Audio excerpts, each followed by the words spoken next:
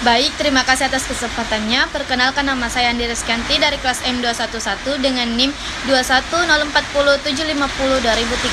Di sini saya akan memaparkan materi PPT saya yang berjudul morfem terbagi, morfem segmental, dan morfem subfragmental. Yang pertama kita akan membahas morfem terbagi. Morfem terbagi yaitu morfem yang merupakan dua bagian yang terpisah atau terbagi, atau dalam kata lain morfem yang fisiknya terbagi atau disisipi morfem lain. Misalnya, pada kata satuan satu merupakan morfem utuh dan kean adalah morfem terbagi. Semua afiks dalam bahasa Indonesia termasuk morfem terbagi. Dalam bukunya Abdul Khair 2008-19 menyebutkan bahwa sehubungan dengan morfem terbagi untuk bahasa Indonesia ada catatan yang perlu diperhatikan, yaitu pertama, semua afiks yang disebut konfiks seperti kean, beran, peran, dan pean adalah termasuk morfem terbagi. Namun, bentuk beran bisa merupakan konfiks pada bermunculan banyak yang tiba-tiba muncul dan bermusuhan saling memusuhi, tetapi bisa juga bukan konfiks seperti pada beraturan, mempunyai aturan, dan berpakaian, mengenakan pakaian. Untuk menentukan apakah bentuk beran konfiks atau bukan, harus diperhatikan yang makna gramatikal yang disandangnya. Kedua, dalam bahasa Indonesia ada afiks yang disebut infiks, yakni afiks yang disisipkan di tengah morfem dasar. Misalnya, infiks er pada kata gerigi, infiks el pada kata pelatuk, dan infiks em pada kata gemetar.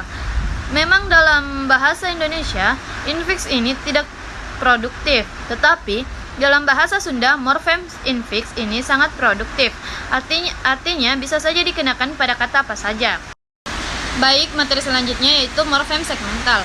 Morfem segmental adalah morfem yang terjadi dari fonem atau susunan fonem segmental, atau bisa juga disebut morfem yang dibentuk oleh fonem-fonem segmental seperti morfem lihat, lah, sikat, dan ber. Jadi, semua morfem yang berwujud bunyi adalah morfem segmental.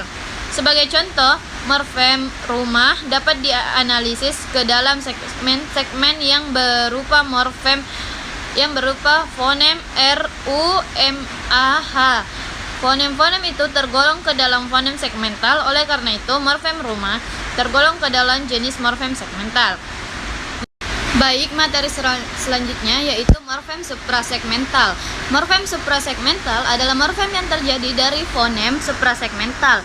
Misal, jeda dalam bahasa Indonesia, atau istilah lain morfem yang dibentuk oleh unsur-unsur suprasegmental seperti tekanan, nada, durasi, dan sebagainya. Misalnya, dalam bahasa Ngapka di Kongo Utara di benua Afrika, setiap verba selalu disertai dengan petunjuk kala atau yang biasa disebut dengan tense yang berupa nada. Contohnya, yang pertama, bapak wartawan.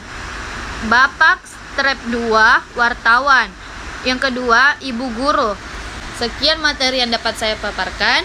Kurang dan lebihnya mohon dimaafkan. Wassalamualaikum warahmatullahi wabarakatuh.